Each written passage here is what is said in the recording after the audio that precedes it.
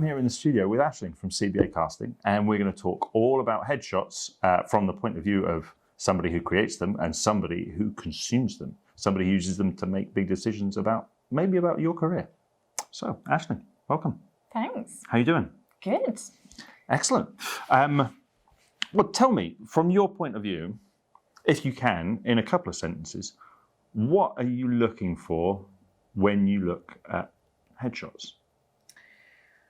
I am looking for predominantly character, I think. As much as a headshot needs to show versatility, I think every actor, has a range of characters they play well. Mm-hmm. So I want to see that in a headshot almost immediately, Interesting that you say immediately. So do you go in with a list of things that you're looking for, or is it more how you react to it? I think it's how I react. I think if I'm casting something, I have a good idea of the character off the page or, from a brief that the production's looking for. So I'll be looking to see that in the headshots that I'm seeing and I'll see one and it will just fit with the idea that I have and the idea that the production has in mind. And so it has to kind of read a character.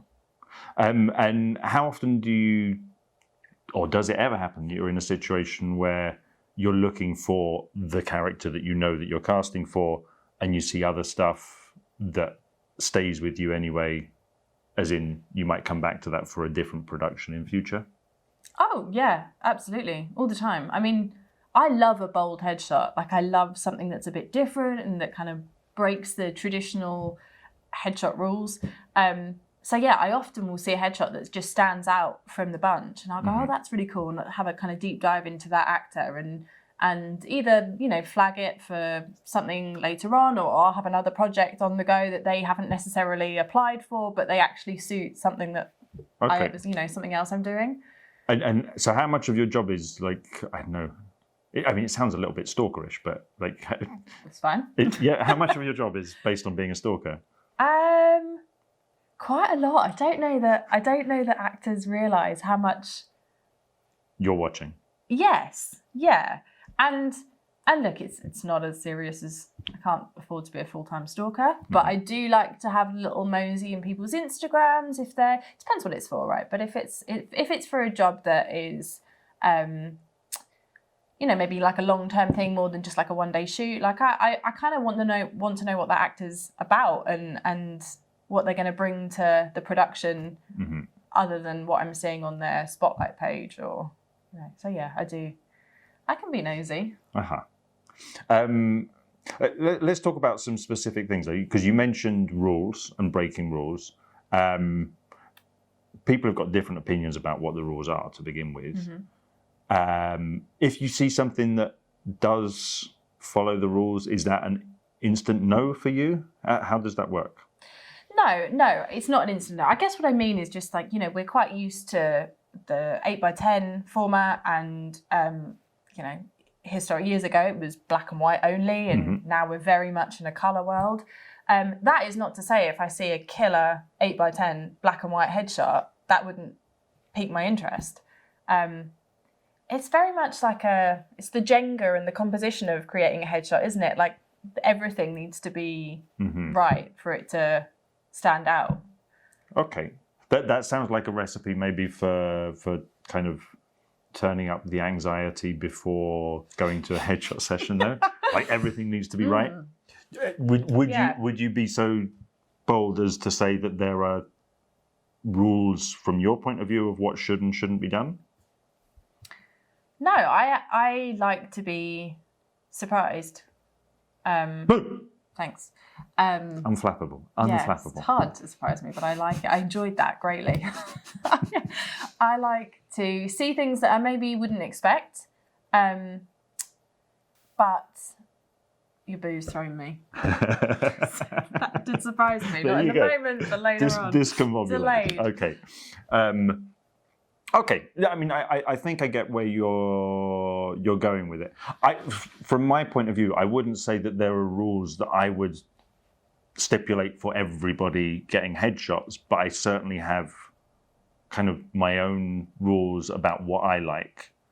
And that's what's going to come out in my work. There are things that I won't do and things that I will almost always do. But it's interesting to hear from your point of view that you wouldn't even go there. It's just the picture just has to hit you, right? That's what you're looking for. Yeah, and that is very dependent on the actor, the photographer. Like, that's why I say this a lot, that it's almost like finding the right relationship. Finding a good headshot photographer. Yeah, okay.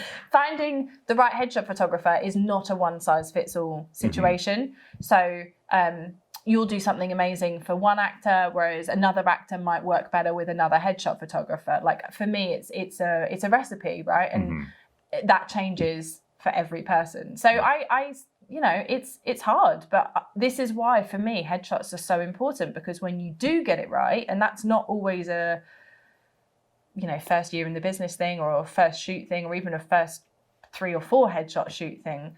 But when you do get it right, it's the best thing. Like, that's the most important factor in your presence as an actor, I think. So I'm probably going to shoot myself in the foot here commercially, but that's fine. I think we want to tell the truth. Let's go further down that path. Let's say that perfect synergy happens, the perfect relationship. I find an actor with whom I create a headshot that is just absolutely spot on, perfect. You're in heaven. You're like, this is wonderful. Does that mean that actor should always come to me for all future headshots? Yes and no. So I talk a lot with actors about casting type and figuring out exactly what that is. And generally, your casting type would stay in the same realms, even as you get older, or as you change in the industry. But so yes, in terms of, they obviously would have shot well with you, and you'd have had a good rapport, and your style just suited their casting type well. But also, their casting type could change or transition slightly to be something else, in which case they might better shoot with someone else. But that's why I think it's a lot of fun, kind of playing around with headshots and what suits you. Yeah, I mean, we'll steer clear of the perfect relationship analogy, because I think what you're proposing here is some kind of, an ethical non-monogamy, yeah? No, that's not that. All right. So let's talk about that idea that I think is present in some people's minds. Certainly, speaking with a lot of other photographers, we tend to talk about casting directors as if they all have the same opinion and they all want the same thing. Discuss. Disagree. Okay. I think just, by nature, we all come at it at a slightly different angle, and we're all casting, we all have different niches, I think. And I think, some casting directors might like the kind of more traditional, less like stylized approach. Some casting directors like a more kind of modern, arty approach to headshots. And do you think that necessarily reflects the sort of productions that they're working on, or is that more just like a personal taste thing on the point of view of the CD? I think it probably is a personal taste thing. Personally, I mean, I only say because obviously there are casting directors that specialise more in things like musical theatre. It's not an area that I know very well at all, but I know that those kind of actors' headshots are quite different from those headshots that you might see in an actor that is kind of more, screen based. Right. So they probably would favour something different to what I would favour. Is that like a phenomenon though of kind of regression towards the mean? Like if you work in a certain niche and things are presented to you to fit that niche, eventually you end up just looking for things that I think fit. so. Yeah. So is there a way that casting directors kind of intentionally avoid that, try and shake things up? Does that happen? No. Does that happen just in the industry anyway? Like people like yourself come along, I don't know, I get a sense that you're a bit rebellious. Is that fair to say? Yes. You have to think about it. Okay.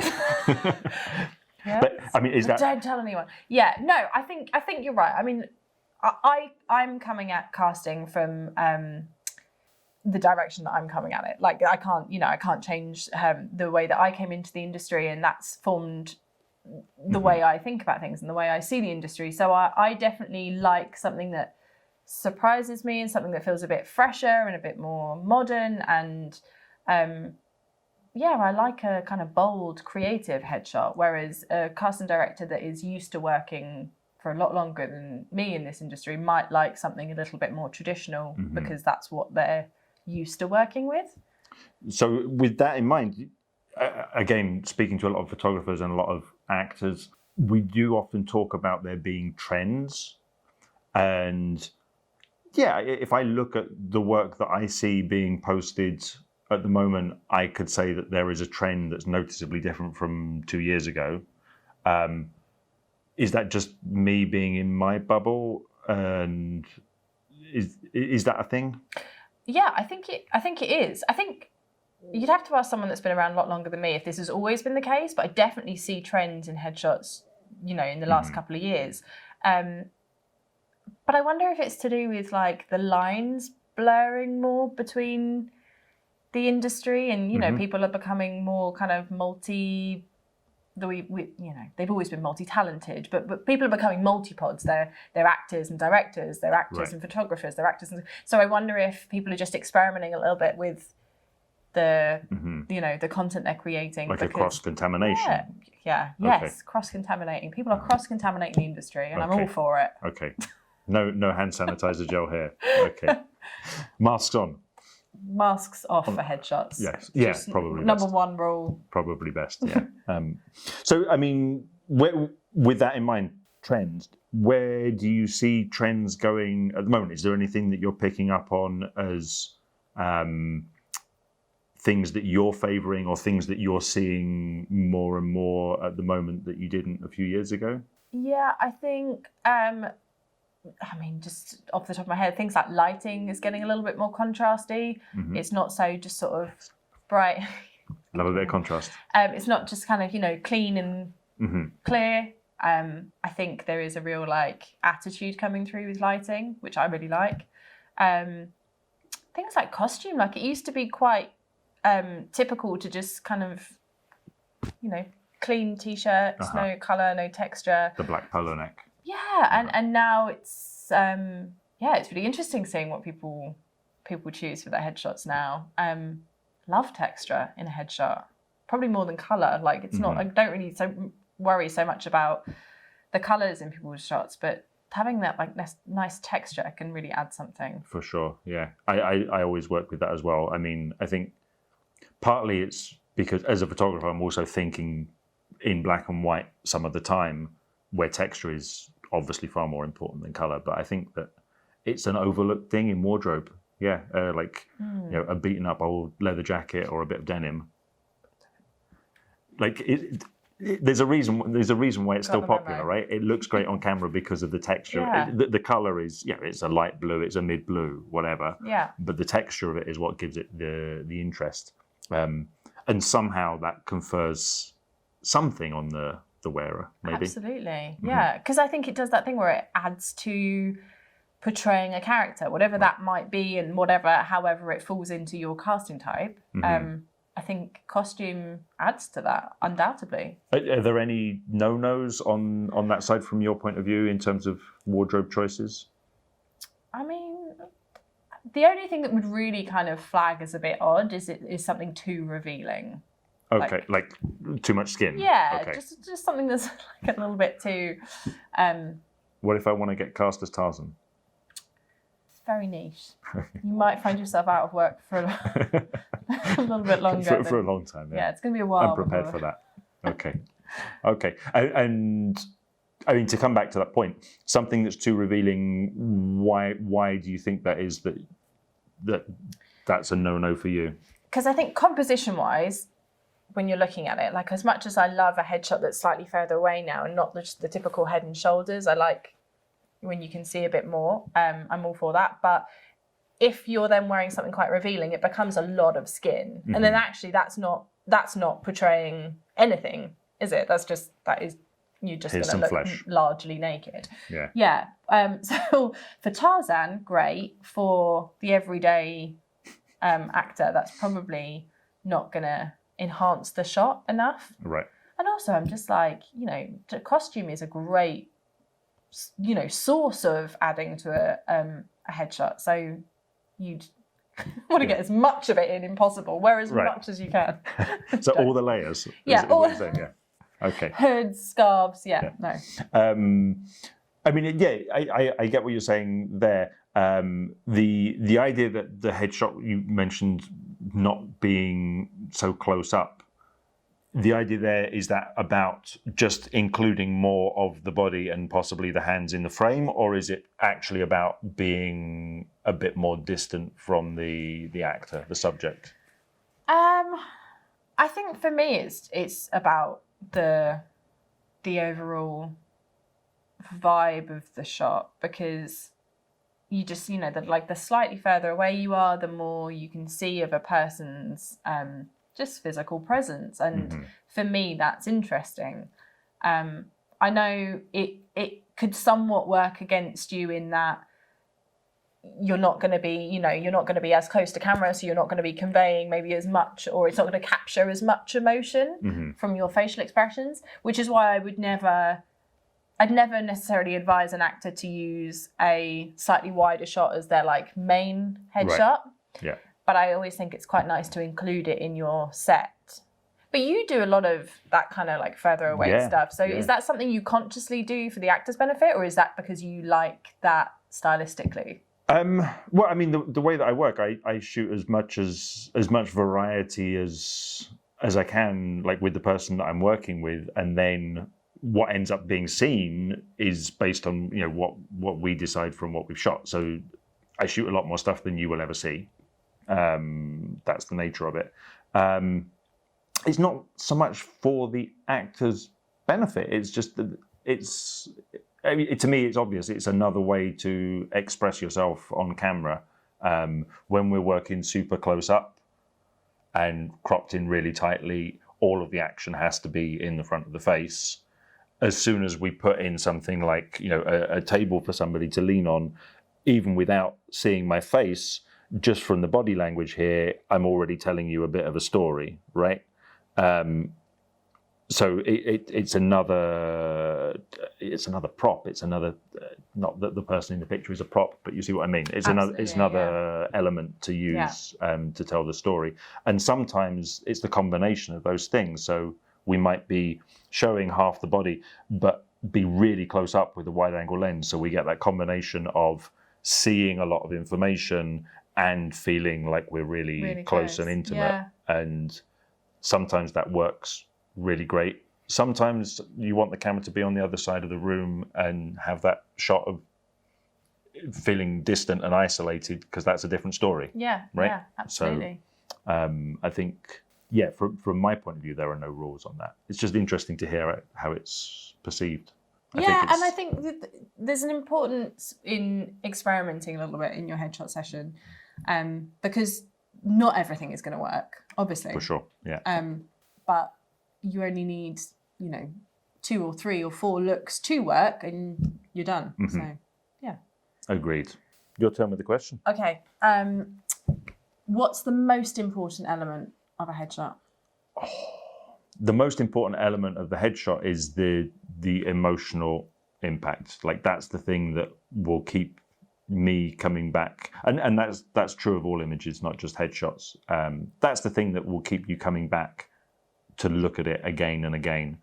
And if you're doing that for a painting in a gallery, imagine having a queue of people wanting to look at your picture, that translates to a great deal of success in your not necessarily in your career, but in terms of getting you seen, getting you in the door, right?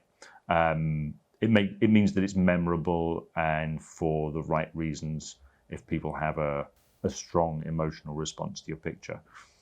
How you go about creating that, well, that's, I think, a longer answer than all of the answers we've given so far combined. And there's no hard and fast rule. But yeah, the emotional impact is number one.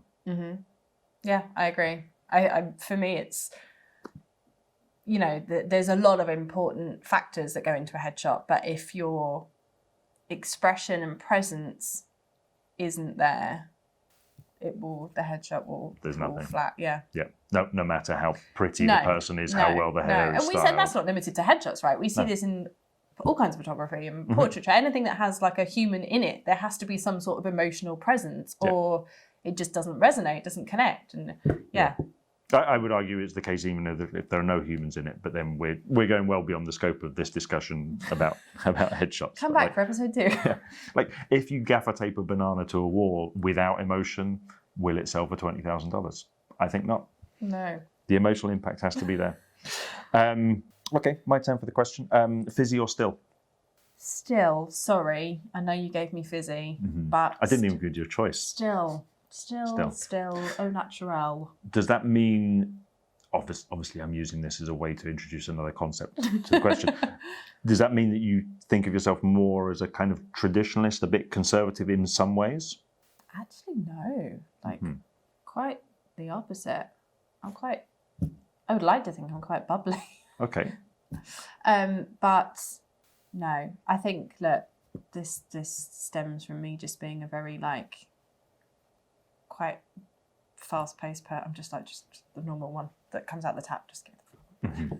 I feel that way about headshots. I'm like, just give me the headshot.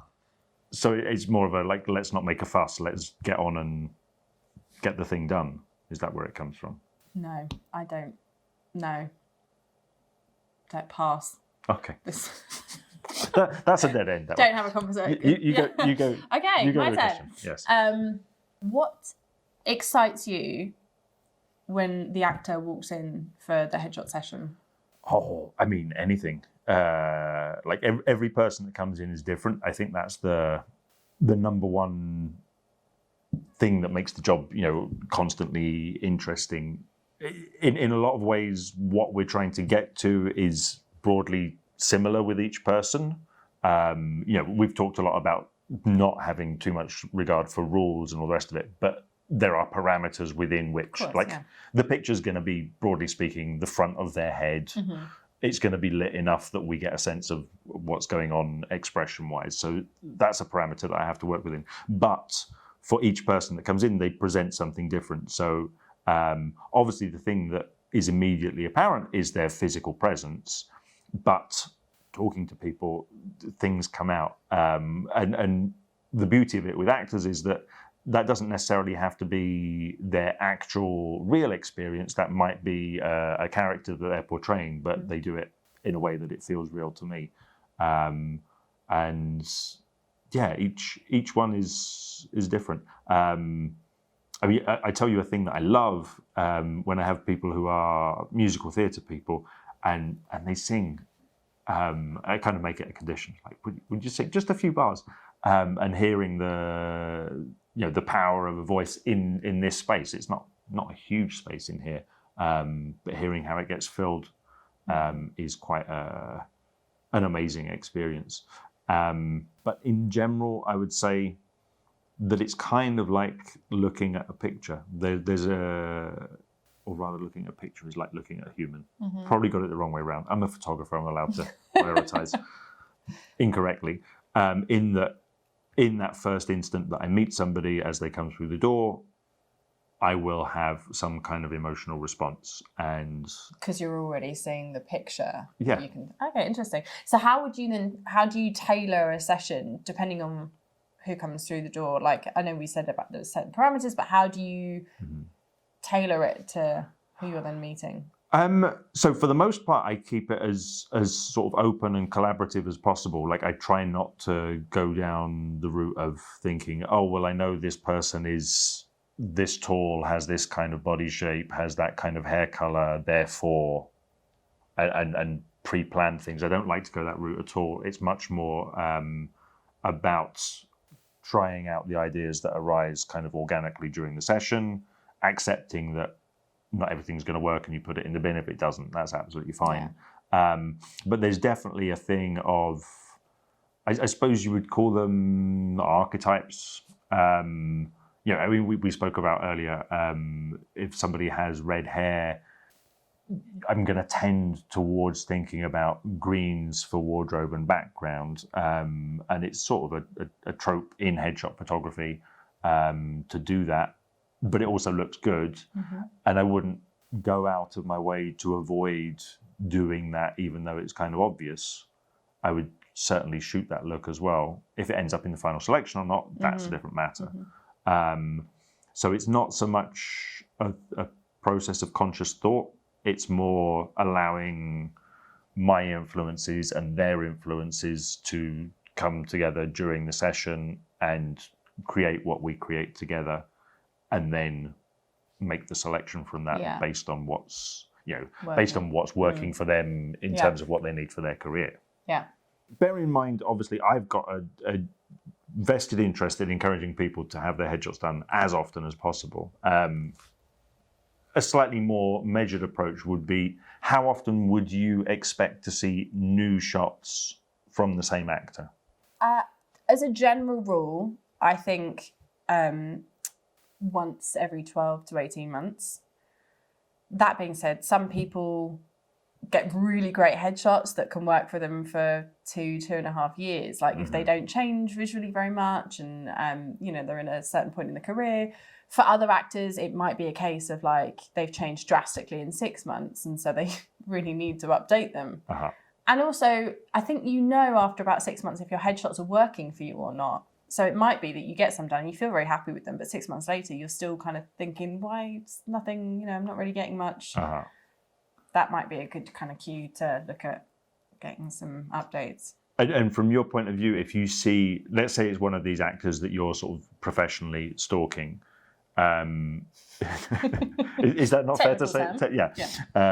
You don't actually have any direct contact with, but you're aware of what they're doing. You're maybe following them, their social media stuff.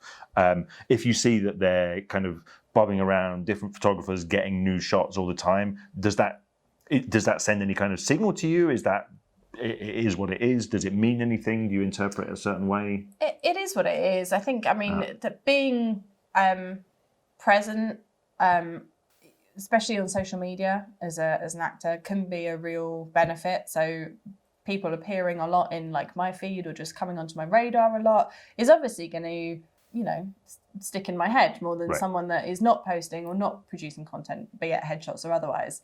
So I think there is a real benefit to actors, just keeping themselves fresh and current. But obviously the flip side to that is that there is a personal investment that goes into headshots and you can't expect, the industry doesn't expect actors to do that every 6 months. Sure. Yeah, I mean, I think what I'm getting from your answer and what I've always thought as well is, if you're doing it as, 3 months must get new pictures, 3 months must get new pictures, that's probably not working so well for you. But I know that there are some people who are just like, really enjoy creating new content and putting new stuff out. So that's how it comes across. It's like they're doing stuff that's worthwhile and has value, rather than conforming to a set schedule, which I think maybe is a bit dry and not doing what we need. Yeah. Is that right? You've kind of got to read the room, read your audience, talk to your agent, talk to your friends, use your instincts. Your actor's instinct with these things. Is that like a spidey sense? Yeah, it's a lot like a spidey sense. They'll know what I'm talking about. Do you only get that if you go to an acting school, or is that something that you're born with? It's just, I think it just comes at some point in your acting journey. And that's when you know. That's when you know. So you are coming at this from the point of view of an actor who has been in front of the camera having headshots done. Are there any hilarious anecdotes you can share with us about times that has gone wrong for you? No. The end. Thanks for tuning in. I think that works as an look, it's never, it's not always perfect. Sometimes with any shoot, with any photo shoot, sometimes it just doesn't work. And that's a great shame, that you just have to pick yourself up and dust yourself off. And sorry, that wasn't really that hilarious, but that's fine. That's fine. It's not all fun and games. No, it's not. All right. It can be, but it's not always. Okay. Well, we're going to leave it there for today. And for some reason, I went into presenter face again. I don't know why. Thank you, Ashlyn, for coming in. Maybe if this is successful, if people find this useful, I don't know, you can comment, you can send a letter on a postcard to BBC Television Centre. No, probably don't send it there. And if people are getting some value from this, maybe we'll do it again sometime. Yeah, sure. Game. Lovely. Thank you.